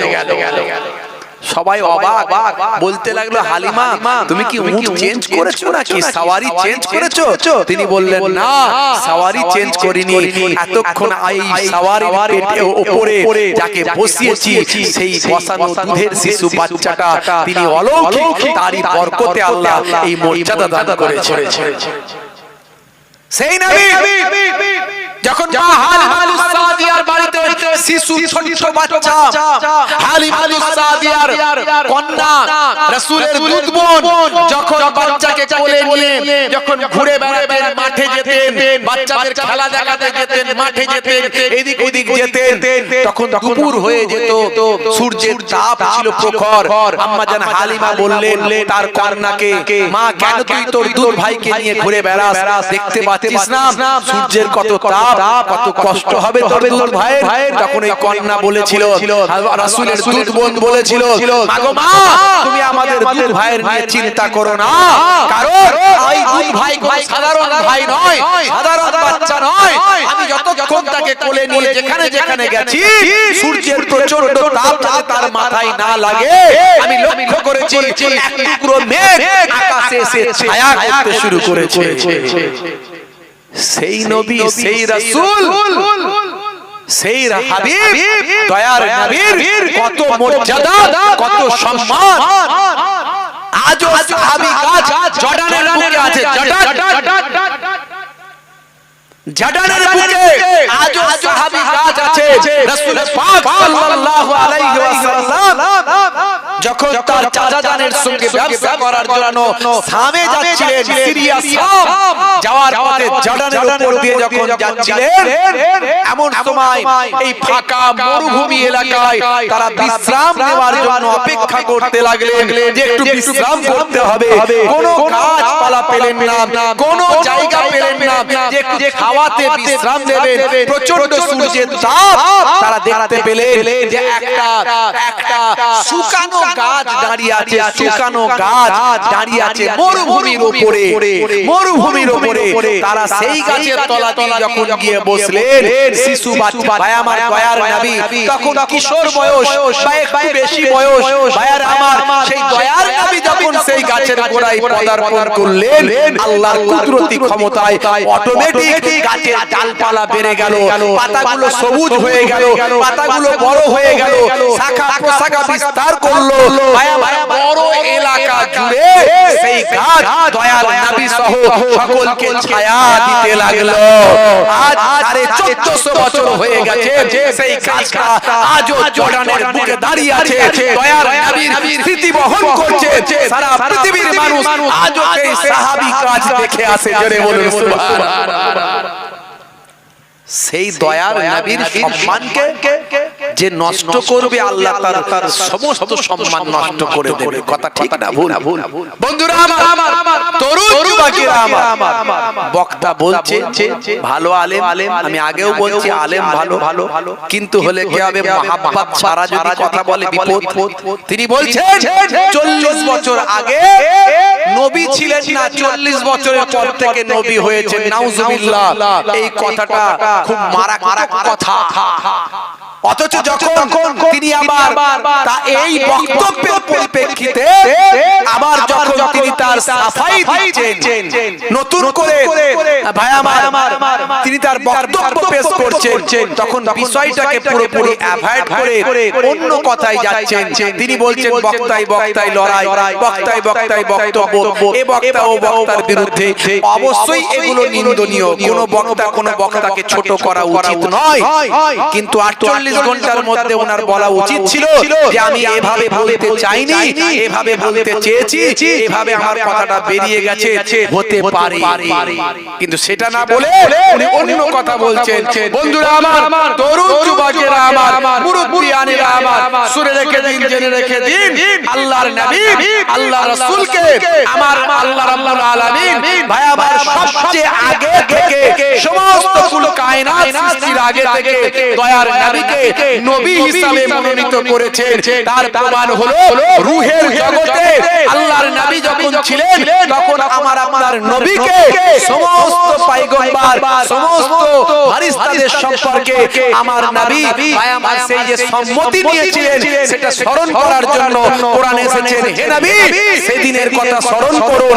অর্থাৎ আল্লাহর নবীকে সাক্ষী রাখছেন আল্লাহ যে সেই দিনের কথা স্মরণ করুন। এর দ্বারাই আল্লাহর নবীর গুরুত্ব কোরআন মাজিদ থেকে প্রমাণ পাওয়া যায়। শুধু তাই নয়, আল্লাহ রাব্বুল আলামিন এখানে বলেছেন ওয়াইজ ক্বালা রাব্বুকা লিল মালাইকাতি ইন্নী জাইলুন ফিল আরদি খলিফা। হে নবী, হে রাসূল, স্মরণ করুন সেই তখন। এখানেও ইন্ডিকেট করা হয়েছে, ওয়াইজ দিয়ে সেই ভাই আমার ইন্ডিকেট করা হয়েছে যখন আল্লাহ রাব্বুল আলামিন বলেছিলেন ক্বালা, বলেছিলেন ভাই আমার তোমার রব, হে নবী আপনার রব যখন বলেছিলেন লিল মালাইকাতি, মালাইকা ফেরেশতাদের জন্য, এই কথার মাধ্যমে সেই দিনকে স্মরণ করানো হচ্ছে। অর্থাৎ আমার নবীর ভাই আমার সবচেয়ে আগে, সমস্ত সৃষ্টির আগে আমার নবী আল্লাহ তৈরি করেছেন, তার নূরকে, তার নবুয়তকে তৈরি করেছেন, এটাকে স্মরণ করানো হচ্ছে। শুধু তাই নয়, ডাইরেক্ট একেবারে ভাই আমার ডাইরেক্ট একেবারে তিরমিজি শরীফের হাদিস 3609 নম্বর হাদিস, এখান থেকে প্রমাণ পাওয়া যায়। কি বলছেন? ক্বালু ইয়া রাসূলুল্লাহ সাল্লাল্লাহু আলাইহি ওয়াসাল্লাম মাতা ওয়াজাবাত লাকান নবুওয়াত। আল্লাহর নবীকে সাহাবীরা জিজ্ঞাসা করছেন, ক্বালু তারা জিজ্ঞাসা করলেন, এটা বহু বছর, ক্বালু তারা জিজ্ঞাসা করলেন ইয়া রাসূলুল্লাহ সাল্লাল্লাহু আলাইহি ওয়াসাল্লাম আপনি কখন থেকে নবী? জোরে বলুন সুবহানাল্লাহ। সাহাবীরা কি বলছেন? আপনি কখন থেকে নবী? দয়ার নবী বলছেন, কি বলছেন? ক্বালা ওয়া আদম রূহি ওয়াল জাসাদ। যখন আদম নবী রূহ এবং জাসাদের ভাই আমার মাঝামাঝি, যখন আদম নবী রূহ এবং জাসাদে, তখন থেকে আমি নবী। জোরে বলুন সুবহানাল্লাহ। জোরে হবে না? আরে জোরে হবে না? অন্য জায়গায় আবার এসেছে এই হাদিসটা, আপনি মুসনাদে আহমদের মধ্যেও পাবেন, ভাই আমার মুস্তাদরাকে হাকিমের মধ্যে পাবেন, আবি শাইবার মধ্যে পাবেন, আর অন্যান্য হাদিসের মধ্যে পাবেন। অন্য জায়গায় আবার বলা হয়েছে, কি বলা হয়েছে? তাফসীরে বাগাবীর মধ্যে এসেছে, আর অন্যান্য সিফা শরীফের মধ্যে এসেছে, আর অন্যান্য কিতাবের মধ্যে এসেছে। এখানে কি বলা হচ্ছে? আন হযরত আবি হুরায়রা রাদিয়াল্লাহু তাআলা আনহু قال رسول الله صلى الله عليه وسلم كنت اول النبي في الخلق واخرهم في البعث كنت اول النبيين في الخلق واخرهم في البعث। আল্লাহ নবী আল্লাহ রাসূলকে হযরত আবী হুরায়রা রাদিয়াল্লাহু তাআলা আনহু থেকে বর্ণিত, তিনি বলেন যে রাসূলুল্লাহ সাল্লাল্লাহু আলাইহি ওয়াসাল্লাম বললেন, কি বললেন? কুনতু আউয়ালুন নবী, সমস্ত নবীদের আমি হলাম প্রথম। জোরে হবে না? জোরে হবে না? আদম নবী আদি পিতা, আমার নবী তারও আগে নবী। জোরে বলুন সুবহানাল্লাহ। শুধু তাই নয়, দয়ার নবী কি বলছেন? ফিল খালকে, সৃষ্টির সৃষ্টির মধ্যে আমি হলাম সমস্ত নবীদের প্রথম ওয়া আখিরুহুম ফিল বাসি, সবচেয়ে শেষে আমাকে আল্লাহ রাব্বুল আলামিন পাঠিয়েছেন। জোরে বলেন সুবহানাল্লাহ। বন্ধুরা আমার, আজকে বক্তাদের আলোচনাকে ঠিক করতে হবে। বিভিন্ন আকীদার বক্তা, বিভিন্ন মাসলাকের বক্তা, ভালো আলেম, ভালো বক্তা, কিন্তু তার মহাব্বত আবার আপনার আকীদার সঙ্গে মিলবে না। দাদা হুজুর পীর কেবলা রাহমাতুল্লাহ আলাইহি যে মহাব্বত, বসিরহাট আল্লামা হুজুরের যে মহাব্বত, পীরনগরী হুজুরের যে মহাব্বত, ছোট হুজুর পীর কেবলার যে মহাব্বত, বুঝতে পারছেন, ওলিয়া উলিয়ার যে মহাব্বত, তারা যে কোরআন হাদিস থেকে মহাব্বতটা পেয়েছে। কিরকম মহাব্বত করতে হবে তার দলিল আল্লাহর নবী রওজা মুবারকে কেউ গেছেন কিনা বলতে পারবো না। এখানে হাজী সাহেব কেউ আছেন? কেউ হাজী সাহেব আছেন? হাত তুলে দেখা। হাজী সাহেব না এখানে, একজন হাজী সাহেব, অনেক পুরানো হাজী সাহেব, মুরব্বি মানুষ। আপনার মনে পড়বে কিনা জানি না, যারা টাটকা গেছে তাদের আরো মনে পড়বে। ভাইরা আমার, রাসূলের রওজা মুবারকের উপরে যে বড় গোলটা করা আছে, হ্যাঁ, পাশিতে ছোট ছোট দুটো গোল আছে, একটা দিয়ে হযরত আবু বকর সিদ্দিক হুজুরের রওজা, আর একটা দিয়ে হযরত ওমর ফারুক হুজুরের রওজা। বড় গোলটা দিয়ে রাসূলের রওজা। জোরে বলেন সুবহানাল্লাহ। ওই গোলটার উপরে দেখবেন কোরআন মাজিদের আয়াতে কারিমাতে লেখা আছে, সুন্দর করে একেবারে গোল্ডেন ওয়ার্ড দিয়ে লেখা আছে। কি লেখা আছে? ইয়া আইয়ুহাল্লাযীনা আমানু লা তারফাউ আসওয়াতাকুম ফাওকা সাওতিন নবী। সাবধান, তোমাদের আওয়াজটা, ভলিউমটা, তোমরা যখন কথা বলবে সেই কথাটাও যেন রাসূলের কথা, রাসূলের আওয়াজের থেকে জোরে না হয়ে যায়। রাসূলের সামনে যখন কথা বলবে তখন তোমাদের আওয়াজটা যেন রাসূলের আওয়াজের থেকে জোরে না হয়ে যায়। যদি হয় তাহলে কি হবে? তোমাদের আমলগুলো কোনটা দিয়ে বেরিয়ে চলে যাবে টের পাবে না, বুঝতে পারবে না। এই সমস্ত বক্তা আলেম ওলামারা কতটা ইহসাস করে এই বিষয়গুলো আমি ভাবি না, আমি বুঝতে পারি না, আমি জানতে পারি না যে তারা কিভাবে রাসূলের শান মান ইজ্জতকে ছোট করার চেষ্টা করেন বা অনিচ্ছায় কিছু করেন। কিন্তু মনে রাখবেন, আমরা অবশ্যই আল্লাহর সঙ্গে এক করে ফেলি না, কারণ আল্লাহ হলেন খালিক, রাসূল হলেন মাখলুক। মাখলুকদের মধ্যে এক নাম্বার শ্রেষ্ঠ, আল্লাহর পরে দ্বিতীয় চেয়ারের অধিষ্ঠিত যিনি, দ্বিতীয় আসনে অধিষ্ঠিত যিনি, তিনি হলেন আমার দয়ার নবী। জোরে বলুন সুবহানাল্লাহ। একদিকে আল্লাহর সমতুল্য করে ফেললে শিরক হবে, আর একদিকে রাসূলের সম্মানকে যদি সামান্য ছোট করে ফেলা হয় তাহলে কি হবে? কুফরি করা হয়ে যাবে। তাহলে খুব ভাবনা চিন্তা করে এই বিষয়গুলো কথা বলতে হবে। এগুলো ঈমানের কথা, এগুলো ঈমানের বিষয়। অথচ বক্তা যা মন যায় বলে ফেলে। কেউ বলে ফেলছে কলেমা থেকে নবীর নাম বাদ দেবে। কি করে বাদ দিবি তুই? জান্নাতের দরজায় রাসূলের নাম লেখা আছে, জান্নাতের জানালায় রাসূলের নাম লেখা আছে, বাইতুল মামুরে রাসূলের নাম লেখা আছে, আরশে আজিমে রাসূলের নাম লেখা আছে, কোরআনের পাতায় রাসূলের নাম লেখা আছে, আজানের মধ্যে দয়ার নবীর নামটা লেখা আছে। আজান কার জন্য? নামাজের জন্য। আজান কিসের আহ্বান? নামাজের আহ্বান। নামাজ কার জন্য? জোরে বলে আল্লাহর জন্য। নামাজ কার জন্য? আল্লাহ বলছেন সালাত আমার জন্য, আমার জন্য, নামাজটা আমার জন্য। তাহলে নামাজের জন্য আজান, আজানটা নামাজের জন্য, আর নামাজটা আল্লাহর জন্য। এখানে নবীর কোনো ব্যাপার নাই, কিন্তু আজানেও দেখুন নবীর নাম, নামাজের মধ্যেও রাসূলের নাম আছে না নাই? তাহলে আমার আল্লাহ কোথাও নবীর নাম বাদ দেন না। আজানে কি বলছে? আশহাদু আন্না মুহাম্মাদার রাসূলুল্লাহ,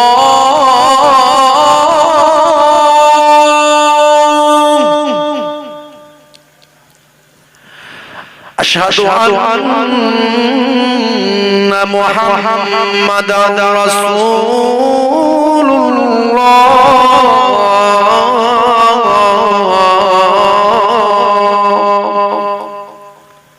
আছে না নাই? আজানে রাসূলের নামাজে আছে না নাই? নামাজের ভিতর আমরা দরুদ শরীফ পড়ি তো। অনেকে বলে দরুদে ইব্রাহিম, বলে না? কোথায় পেলে, কোথায় লেখা আছে এটা দরুদে ইব্রাহিম? না, ইব্রাহিম নবীর নাম আছে তাই দরুদে ইব্রাহিম। কেন আমাদের নবীর নাম কি তোমার চোখে পড়েনি? হ্যাঁ, দরুদে মুহাম্মাদি তো বলছো না?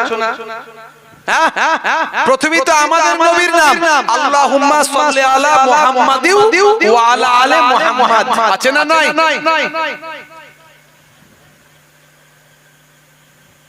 বন্ধুরা আমার, তাহলে এখানে প্রথমেই আমাদের নবীর নাম আছে,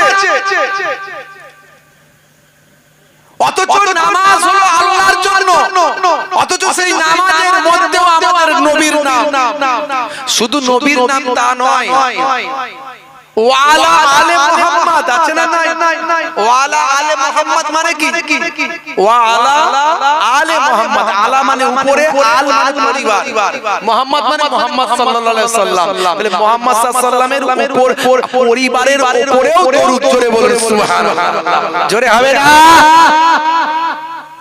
শুধু তাই নয়, ওয়ালা ইবাদিল্লাহি সালিহিন মানে কি? জোরে বলেন মানে কি? ওয়ালা ইবাদিল্লাহি সালিহিন, সালিহিন বান্দা, আব্দুনের বহুবচন ইবাদ। ওয়ালা ইবাদিল্লাহি সালিহিন বহুবচন জামা। তো এখানে বন্ধুরা আমার, তরুদ যুবকেরা আমার, সালেহিন বান্দাদের কথা বলা হয়েছে। সালেহিন বান্দাদের উপরেও দরুদ জোরে বলুন সুবহানাল্লাহ। সালেহিন বান্দা কারা? সালেহিন বান্দা কারা? সালেহিন বান্দা তারা আল্লাহর ওলি বান্দা যারা। একদল মানুষ বেরিয়েছে না, বলছে কোরআনে যে বন্ধুর কথা বলা হয়েছে সেই বন্ধু তো আমরা। আগে রাজমিস্ত্রির কাজ করতে, এখন শায়েখ হয়ে গেছে, শায়েখ হয়ে গেছে। বলছে কোরআনে যে বন্ধুর কথা বলা হয়েছে, আলা ইন্না আউলিয়া আল্লাহি লা খাউফুন আলাইহিম ওয়া লা হুম ইয়াহজানুন, বলছে এই যে বন্ধুর কথা বলা হয়েছে, ওলি মানে বন্ধু, এই বন্ধু আমরা, তোমরা। আল্লাহর বন্ধু আমরা। পেচ্ছাপ করে পানি নেয় না, সে আল্লাহর বন্ধু। মিথ্যা কথায় ফোয়ারা উড়িয়ে দেয়, সে আল্লাহর বন্ধু। যেখানে পাই, যে খাওয়াই খাই, হারাম না হালাল চিন্তা নাই, বলে আল্লাহর বন্ধু। তুই যদি আল্লাহর বন্ধু হবে, খাজা গাড়ি নামাজ কে, বড় পীর সাহেব কে, তাদের জীবন জিন্দেগি পড়ে কি পাও? মুজাদ্দুজ জামানের জীবন জিন্দেগি পড়ে কি পাও? তুমি আমি যদি বন্ধু হয়, তারা সারা জীবন মিথ্যা চিটিংবাজি, দোচলি, ধাপ্পাবাজি, এখন দাঁড়িয়ে রেখে, এখন নামাজ পড়ে, এখন বক্তা হয়ে গেছে বাংলা পড়ে। আগে রাজমিস্ত্রির কাজ করতো, এখন কি বলে বক্তা হয়ে শায়েখ হয়ে গেছে। আগে মোবাইল রিপেয়ারিং এর কাজ করতো, প্যান্ট শার্ট পরে বসে দোকানে বসে গান লোড করতো। লেখা আছে যে এখানে গান লোড করা হয়। এখন বিরাট বড় দাড়ি ভাড়ি রেখে দিয়ে মনে মনে ভাবছে আমি বিরাট বড় আলেম হয়ে গেছি, মাদ্রাসায় পড়ি আর নাই পড়ি শায়েখ হয়ে গেছি। বোকা মুসলমানদের ভুল বুঝিয়ে বিরাট বড় শায়েখ হয়ে গিয়ে বলছে আমরা হলাম আল্লাহর বন্ধু। নাউজুবিল্লাহ। এতদিন গান লোড করে লোকের মোবাইলে গান লোড করে দিয়েছো, তুমি এখন আল্লাহর বন্ধু হয়ে গেলে। তাহলে বড় পীর সাহেব খাজা গরিব নামাজ কি? এই সব ভুল ভাল কথাবার্তা আমাদের সমাজে ছড়াচ্ছে, আমাদের যুব সমাজগুলোকে শেষ করে ঈমানকে নষ্ট করে দিচ্ছে, রাসূলের মহব্বতকে নষ্ট করে দিচ্ছে, ওলি আউলিয়াদের মহব্বতকে নষ্ট করে দিচ্ছে, আদবকে নষ্ট করে দিচ্ছে। এখন সমাজের 70 থেকে 80% লোক বিয়াদব হয়ে গেছে। 70 থেকে 80% লোক এখন বিয়াদব হয়ে গেছে। আদব জিনিসটা নাই, অথচ ইসলামের বড় জিনিস হলো আদব। নামাজ পড়বেন সেটাও আদবের সঙ্গে পড়তে হবে। নামাজ পড়লেই জান্নাতে যাবে, সবাই জান্নাতে চলে যাবে। নারী রাখলেই জান্নাতে চলে যাবে, অত সহজ নয়। আদব ওয়ালা হতে হবে। আপনি নামাজ পড়ছেন, নামাজের আদব নাই, রাসূলের আদব নাই, ওলি আউলিয়াদের আদব নাই, কোরআনের আদব নাই। সন্তান বাপকে আদব করে না, সাধারণ মানুষ আলেম ওলামাদের আদব করে না, পীর মাশায়েখদের আদব করে না। ইবলিস শয়তানে কিন্তু আদম নবীর আদব করেনি। আল্লাহ যখন বললেন আদমকে আদব করো, আদম নবীকে আদব করো, তার নমুনা আল্লাহ বলেন নমুনা দিচ্ছি, নমুনা নাও, উসজুদু লিআদম, আদমকে সিজদা করো। সবাই মেনে নিয়েছিল, আদব করেছিল, ফাসাজাদু ইল্লা ইবলিস, ইবলিস কিন্তু আদব করেনি। সে কি বলেছিল? আল্লাহ আল্লাহ আমি মাটির তৈরি পুতুলকে সিজদা করতে পারবো না। খলাকতাহু মিন তিন ওয়া খলাকতানি মিন নার, আপনি তাকে মাটি থেকে সৃষ্টি করেছেন, আমাকে আগুন থেকে সৃষ্টি করেছেন। আনা খায়রুম মিনহু, मैं उससे बड़ा हूं, मैं उससे बड़ा हूं। আল্লাহ বললেন তোমার যুক্তিটা ঠিক আছে, কিন্তু যুক্তিতে মুক্তি নাই। তাহলে সব জায়গায় যুক্তি চলে না, আপনি সব জায়গায় যুক্তি দিয়ে বেঁচে যাবেন না। আল্লাহ বললেন তুমি যে আমার কথার অমান্য করলে, এত ইবাদত করেছো, এত নামাজ পড়েছো, এত বড় আলেম হয়েছো, কিন্তু তুমি যে যুক্তি দিয়ে আমার কথাকে অমান্য করলে, আলেমকে সিজদা করলে না, এই যে বিয়াদবি করলে, আবা ওয়াস্তাকবারা ওয়া কানা মিনাল কাফিরিন, তুমি তাকাব্বুর করে কাফেরদের দলভুক্ত হয়ে গেলে। ফাখরুজ, গেট আউট ফ্রম হিয়ার, বেরিয়ে যাও আমার কাছ থেকে। তাহলে ইসলামে আদবটা কত বড় জিনিস। এরা বলে হুজুররা বলে যে ওসিলা মানতে হবে, ওসিলা মানতে হবে, ওসিলা ছাড়া চলবে না। ভাই ডাল না ধরলে গাছে ওঠা যায়। তখন ওই রাজমিস্ত্রি বক্তা বলছে আমাদের ডাল ধরা লাগবে না, আমরা নারকেল গাছে উঠবো। যুক্তি দেখেছে তো, এই যুক্তিটা কার সঙ্গে মিলছে? ইবলিস শয়তানের সঙ্গে মিলে যাচ্ছে। ইবলিস শয়তান ঠিক এরকম যুক্তি দিয়েছিল আল্লাহকে, কিন্তু যুক্তিতে মুক্তি হলো না। হুজুররা বলে যে ওসিলা মানতে হবে, এই কথাটা হুজুররা মানিয়ে বলে, আল্লাহ নিজে বলেছে, আল্লাহর কথাটাই হুজুররা বলে। আল্লাহ কি বলেছে? ইয়া আইয়ুহাল্লাযীনা আমানু তাকুল্লাহ ওয়াবতাগু ইলাইহিল ওসিলা, হে বিশ্বাসী বান্দারা তোমরা আমি আল্লাহকে ভয় করো এবং মাধ্যম, এখানে ওসিলা মানে হলো মাধ্যম। এর স্পেলিং, এর ভাই আমার শব্দের আপনার যে শব্দের মাসদার, এর মাদ্দা, এর আপনার শব্দের অর্থ, সব কিছুকে একত্রিত করুন, দেখবেন আপনি পাবেন এই ওসিলা শব্দের অর্থ হলো মাধ্যম। অর্থাৎ আল্লাহ বলছেন আমাকে ভয় করো এবং ওসিলা মাধ্যম অবলম্বন করো। মাধ্যম ছাড়া আল্লাহকে পাওয়া যাবে না। আল্লাহকে পেতে গেলে মাধ্যম লাগবে। কি মাধ্যম? যদি বলি আলেম, হুজুর, পীর সাহেব, তাহলে লোকে চুলকানি হবে। তাই প্রথমেই বলছি মাধ্যম হলো নামাজ। নামাজ ছাড়া কি আল্লাহকে পাওয়া যাবে? সেটা কিন্তু সবাই মেনে নেবে, কথা ঠিক না বল? রোজা ছাড়া কি আল্লাহকে পাওয়া যাবে? কোরআন মাজিদ ছাড়া কি আল্লাহকে পাওয়া যাবে? এগুলো সব মাধ্যম। তবে আল্লাহকে পেতে গেলে, আল্লাহকে জানতে গেলে ওস্তাদ লাগবে, শিক্ষক লাগবে, টিচার লাগবে।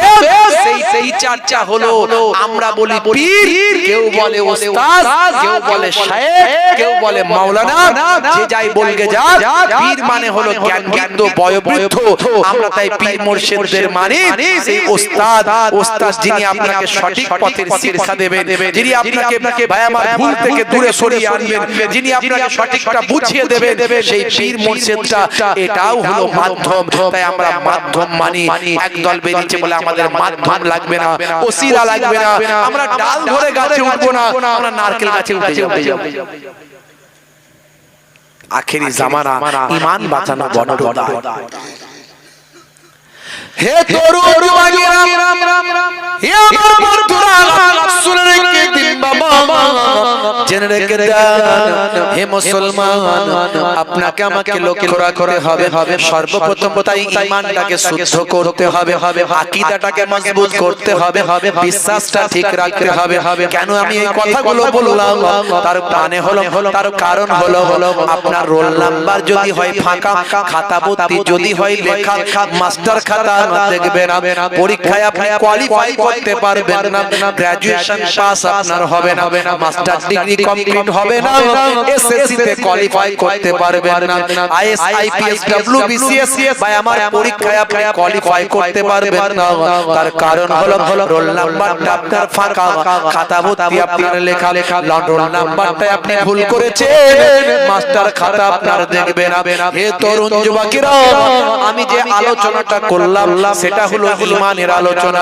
ঈমান ছাড়া আমলের কোনো দাম নাই। আপনার ঈমানে যদি গন্ডগোল হয়, আপনার নামাজ কাজে লাগবে না। আপনি অনেক বড় নামাজি, অনেক বড় দাড়িওয়ালা, অনেক বড় জুব্বাওয়ালা, অনেক বড় ইবাদতকারীওয়ালা, কিন্তু নবীকে আমাদের মতো মানুষ মনে করেন। কথা দিচ্ছি লিখে দিচ্ছি, নবীকে যদি আমাদের মতো আমরাও যেমন মানুষ, নবীও তেমন মানুষ, আমরাও যা করি নবীও তা করে, আমরাও মরে গিয়ে শেষ, নবীও মরে গিয়ে শেষ। এই আমাদের মতোই যদি নবীকে মনে করেন, হে তরুণ যুবকেরা শুনে রেখে দিন বাবা, আপনার এতদিনের ইবাদত কোনো কাজেতে লাগবে না। নবী মানুষ বলতে কি রকম মানুষ? আল্লাহ বলছেন আনা বাসারুম মিসলুকুম, বলে দাও আমি তোমাদের মতো মানুষ। তার মানে এটাই যে নবী ফারিস্তা নয়, নবী জিন নয়, নবী মালাইকা নয়, নবী মানুষ। কিন্তু তুমি যে সাধারণ মানুষের মতো মানুষ নও, সঙ্গে সঙ্গে আল্লাহ বলছে বলে দাও ইউহা ইলাইয়া, আমার উপর ওহী নাজিল হয়। জোরে হবে না? তাহলে ওহী নাজিল হওয়া মানুষ আর আমরা মানুষ এক। ফারিস্তা ওহী নাজিল হওয়াটাকে ছেলে খেলামি ভাবলে তো হবে না। বক্তারা বলে শুধু ওহী নাজিল হতে পারে, ওহী নাজিল হওয়া ছোটখাটো জিনিস নাকি? ওহী নাজিল হওয়া মানে ফারিস্তা জিবরাইল তার কাছে আসতো, আল্লাহর বাণী নিয়ে আসতো, আল্লাহর কথা নিয়ে আসতো। জোরে বলুন সুবহানাল্লাহ। হে তরুণ যুবকেরা, হে আমার বন্ধুরা, তাহলে ঈমানটাকে মজবুত করো, ঈমানের জায়গাটা ফাঁকা রাখবেন না, ঈমানের জায়গাটা গন্ডগোল যেন না হয়। হে মুসলমান, আপনার বিশ্বাসটা ঠিক রাখবেন। আল্লাহ হলেন এক, আল্লাহ ওয়াহাব সুবহান, তিনি কাহাকে জন্ম দেননি, কেহ তাহাকে জন্ম দেয়নি, সে আল্লাহর সমতুল্য আর কেউ নাই। কুল হুয়াল্লাহু আহাদ, আল্লাহুস সামাদ, লাম ইয়ালিদ ওয়া লাম ইউলাদ ওয়া লাম ইয়াকুল লাহু কুফুয়ান আহাদ। এটা আপনাকে মন থেকে প্রাণ থেকে ভালোবেসে বিশ্বাস করতে হবে, মানতে হবে, তারপরেই আপনি চলে আসবেন। হে তরুণ যুবকেরা, সমস্ত পয়গম্বরেরা যারা এসেছিলেন তারা সত্য, আর পয়গম্বরদের মধ্যে, নবীদের মধ্যে আমার আপনার নবী হলেন সর্বাপেক্ষা শ্রেষ্ঠ নবী। আমার আপনার নবীকে আল্লাহ রাব্বুল আলামিন আখিরি জামানার পয়গম্বর বানিয়েছেন এবং নবীউল আম্বিয়া করেছেন, সমস্ত নবীদের ইমাম বানিয়ে দিয়েছেন। হে তরুণ যুবকেরা, আমরা কেন এত বেশি বেশি দয়ার নবীকে ভালোবাসবো? কারণ দয়ার নবী আমাকে আপনাকে সবচেয়ে বেশি ভালোবাসেন। হে তরুণ যুবকেরা, হে আমার বন্ধুরা, শুনে রেখে দেন, কাল কিয়ামতের দিনে হযরতে আদম নবী, আদম সাফিউল্লাহ নফসি নফসি, মুসা কালিমুল্লাহ নফসি নফসি, দাউদ খলিফাতুল্লাহ নফসি নফসি, ইব্রাহিম খলিলুল্লাহ নফসি নফসি, মুসা কালিমুল্লাহ নফসি নফসি, ঈসা রূহুল্লাহ নফসি নফসি, ইসমাঈল যাবিউল্লাহ নফসি নফসি। কেবল মাত্র আমার নবী উম্মতি উম্মতি।